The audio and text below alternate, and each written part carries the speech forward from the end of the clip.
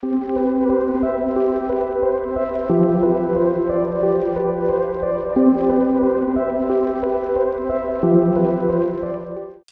ego is not your enemy. Welcome back, friends. I'm happy to be here with you today, and I'm going to talk about a very important subject. Comes up quite often in the spaces that I work in. That is this idea that your ego is your enemy, that you should be trying to kill your ego at all costs. And I'm here to tell you, after 27 years of working with plant medicines, that the opposite is true.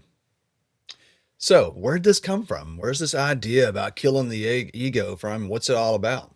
So there's a reality here that we don't talk about in plain English enough, and that is that the ego can be either very unhealthy or very healthy. And what we want is a healthy ego. What does that look like? Hold on. Let's talk about the unhealthy aspect because that's probably a little more familiar to most people. Unhealthy egos, narcissistic, self obsessed, everything's about them. Or the opposite of that, which is still a narcissistic perspective, and that is the victim mentality that everything's about them, but it's about them in a negative way. The world is against them. Oh, they suck at everything. I've been there. I've actually been on both sides of that unhealthy ego aisle. And I'm here to tell you that you can change. If that's you too, if you find yourself in this unhealthy pattern of either thinking you are the greatest of all time or that you're the worst human being on the face of the planet, you can find a middle ground. And that is what the healthy ego looks like. A healthy ego is in love with the self and the being that is right here before you. A healthy ego is also humble enough to know that there's something greater than it that is supplying us with this life force. So, how do we move from one to the other? Really, again, you hear me talk about this on this channel over and over. It's simple, but it's not easy. Attention and intention. Those two tools that you have within you are what can and will allow you to shift from one side of this unhealthy ego to the other. And when we have a healthy ego, we encourage other people to be themselves as well, to embrace their own light, to let their ego shine. The ego is not inherently bad. As a matter of fact, if you didn't have an ego, then how would you even get through life? Beyond that, in all the conversations about ego death, the truth is there's always a self that is observing. And in all of the most ancient spiritual traditions, there is a small piece of the self that remains through lifetimes. There is a small glimmer of awareness that evolves and grows over lifetimes to eventually become fully self actualized. And that can be said as the most healthy version of the ego. That's what the sages tell us from, again, a multitude of traditions, is that we eventually evolve to the place where we know who we are and we know who we have been. Did you know that the Dalai Lama was actually chosen because he recognized his toys from a previous life? That's one of the tests that they use to appoint Dalai Lamas. And there are multitudes of very interesting stories, accounts of individuals who remembered past lives as children up to the point where they could identify individuals who they would then go and meet who corroborated with the stories from these children who seemingly would have had no connection or idea about it. So, perhaps this belief that we've got to escape our ego is some kind of ruse to prevent us from actually accessing and embodying that healthy ego so that we can evolve more rapidly, so that we can help the world. There are two forces in this life, light and darkness, and they're opposites in ways, and they do come together in the middle. But within ourselves, we see that at times they are at odds with each other. The light tries to snuff out the darkness tries to snuff out the light, and without both, there is no existence. There is no reality to experience. So if your darkness is trying to tell your light, your healthy ego, that it's worthless or that it's the greatest that there ever was, maybe use that intention and attention to set a course to a more healthy perspective where you realize that, wow, I do have incredible value to add to this world, and I will be gone out of this world. There is something much greater than me that's running the show. And even if you can't get behind the idea that there's a higher consciousness behind our little consciousnesses, then you at least know that it's going to be over one day. So, I also want to touch on something that's really interesting here in the psychedelic community, in particular, as it relates to this subject.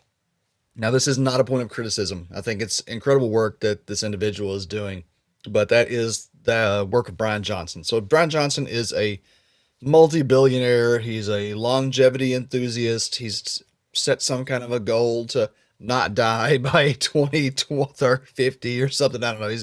He's supposed to be finding the keys to longevity or immortality. And I wonder about the irony here is that this individual has been recently live streaming his psychedelic journeys in an effort to, I want to say normalize, but I tend to think it's more like publicize these journeys. Now, some of the amazing outcomes of his work have been showing that psilocybin in particular increases longevity markers enormously. These are things that many of us have suspected. I've had many experiences where it has been communicated to me from that other realm that these mushrooms are the fountain of youth. And it seems to be proving out. Now, again, this is an interesting example because it just allows us to explore this potential razor's edge of healthy versus unhealthy ego. I love the work that's being done, and I have questions about the nature of how it's being done.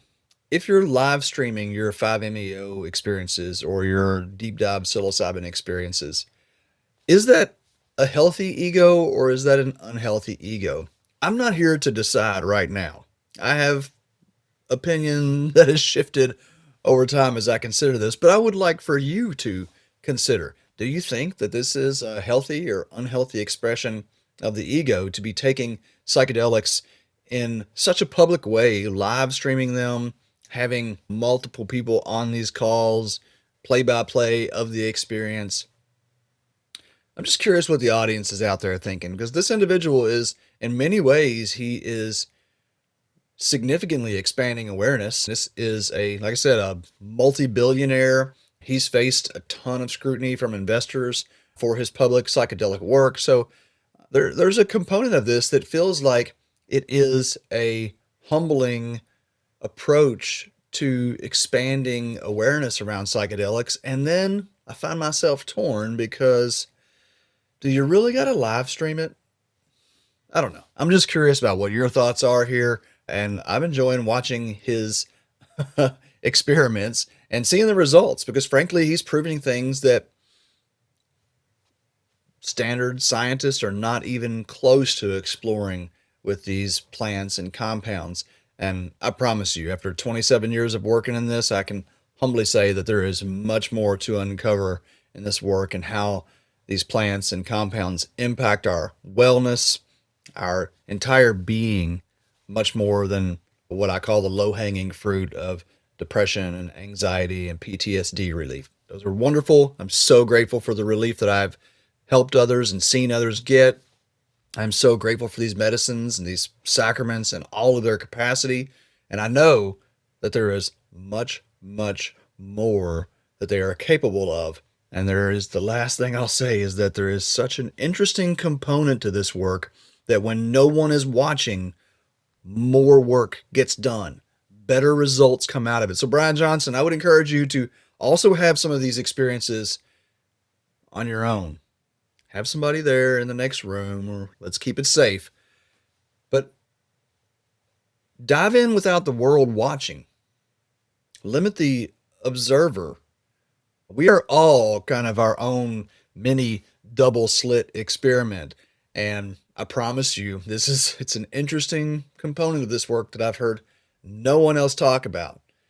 But the more observers you have during your psychedelic experiences, the more influence all of those observers have over what is perhaps justifiably one of the most private, ineffable experiences that one can have. Thanks for joining me. I hope you've enjoyed this brief conversation around the healthy and unhealthy ego, and it's given you something to consider. Go out there and play with your ego. Let it be your friend. See what kind of friends your ego can make.